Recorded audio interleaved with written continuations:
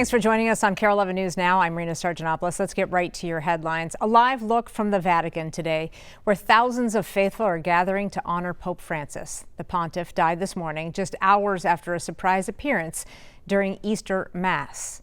New this afternoon, the Vatican said Pope Francis's cause of death was a cerebral stroke that put him into a coma and led to irreversible heart failure. Francis's death comes just weeks after he was discharged from the hospital after battling double pneumonia. He spent 5 weeks at the hospital, the longest hospitalization of his papacy. Here at home, St. Mary's Basilica in Minneapolis honoring the Pope by lowering their flags to half-staff this morning and tolling the bells to honor the life of Francis. Now over the river, a special noon mass at the Cathedral of St. Paul to celebrate Pope Francis's life. This is the first of 9 masses offered for the repose of Francis's soul. Archbishop Bernard Hebda releasing a long statement this morning saying, quote, "I will always be grateful to Pope Francis for assigning me to serve as the Archbishop of St. Paul in Minneapolis. I have fond memories this day of all the times that he assured me of his prayers for this archdiocese." We heard from Hebda after Mass this afternoon. Very grateful for then that opportunity that I've had to try to help people here in the Archdiocese to grow closer to Pope Francis. Now that's been easy because his message has been so important, I think, for all of us. Just his emphasis on inclusion of all kinds of people, his great love for the poor, his great love for the earth, for the environment, and his desire to help us to listen better to one another, even when we have differing opinions, I think is something that's been very significant for this archdiocese, but for the church around the world as well. The College of Cardinals, a body of bishops from around the world, must elect a new pope in a process known as the conclave. Here's video from the last conclave in 2013, where Pope Francis was elected. In February, we spoke to a former Vatican journalist based here in Minneapolis.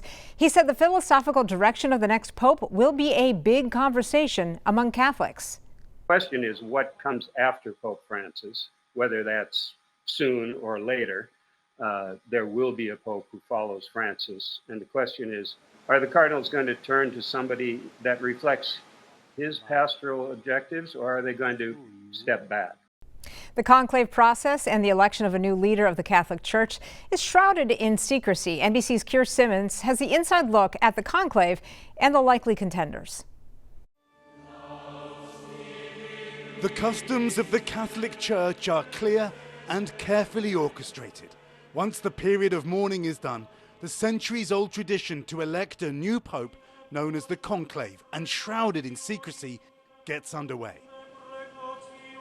Over the next 2 weeks, cardinals under the age of 80 from across the globe will descend on Vatican City, holding a series of formal meetings known as general congregations, and more informal, direct conversations too. Keep in mind that cardinals are human beings, they're political animals as well. They will be meeting in various places. You know, Cardinal X will say to Cardinal Y, I've been talking about this to Cardinal Z, let's go have a pizza. It all comes down to the voting.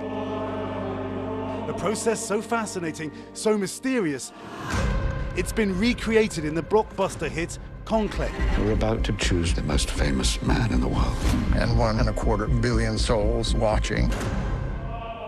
The word conclave comes from Latin, meaning locked with a key. The cardinals are sealed inside the Sistine Chapel, as Michelangelo's frescoes bear witness. No phones, no electronics of any kind, not even any notes. After day one, there are 4 rounds of secret ballots every day, until one name receives a 2/3 majority. Back in 2013, Francis was elected after just 2 days.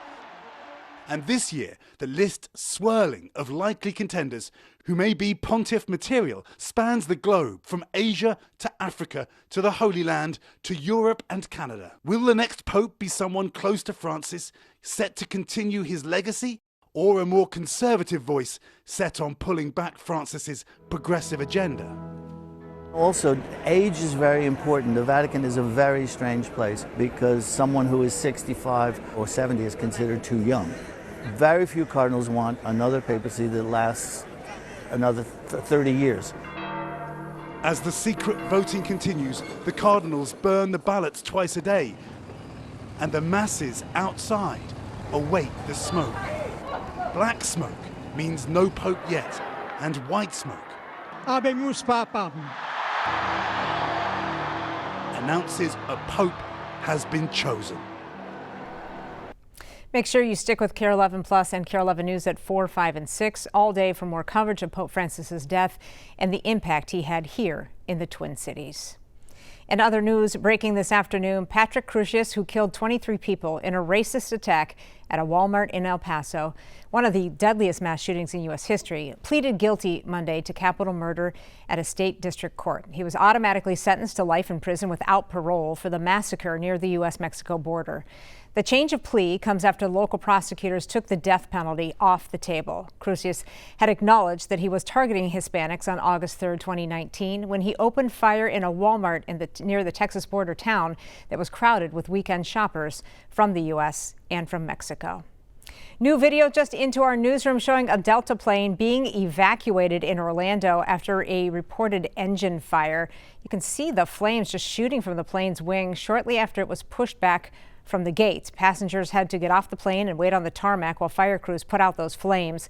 Thankfully, though, no one was hurt. The plane was headed to Atlanta. Delta says it is working on getting passengers to where they need to go. New today, Secretary of Defense Pete Hegseth playing defense again after reports he shared sensitive military information in a second group chat. That chat allegedly included his wife, as well as his brother and his personal lawyer, who both work for the Pentagon. The New York Times, which first broke the story, reports Hegseth shared flight schedules for U.S. military jets targeting Iranian-backed Houthi rebels in Yemen.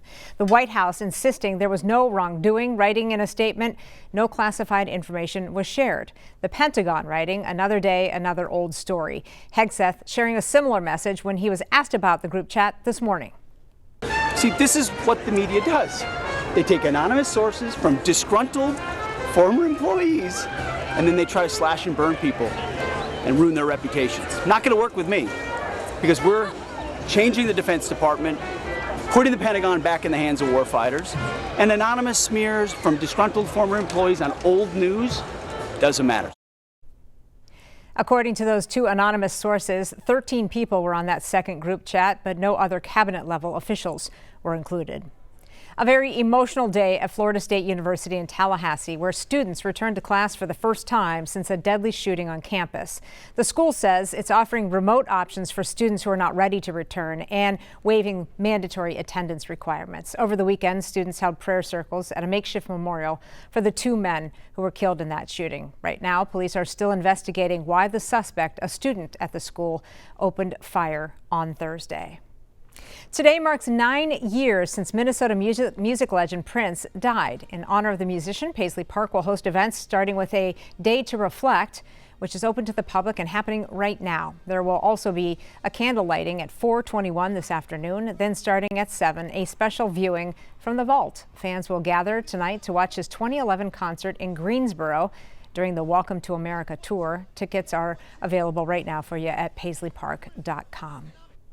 Well, right now, the University of Minnesota dance team is putting the final touches on its championship-winning routine. The team will represent the USA at the International Cheer Union World Championships this week. Jessica Hart was at their final public showcase before they flew out.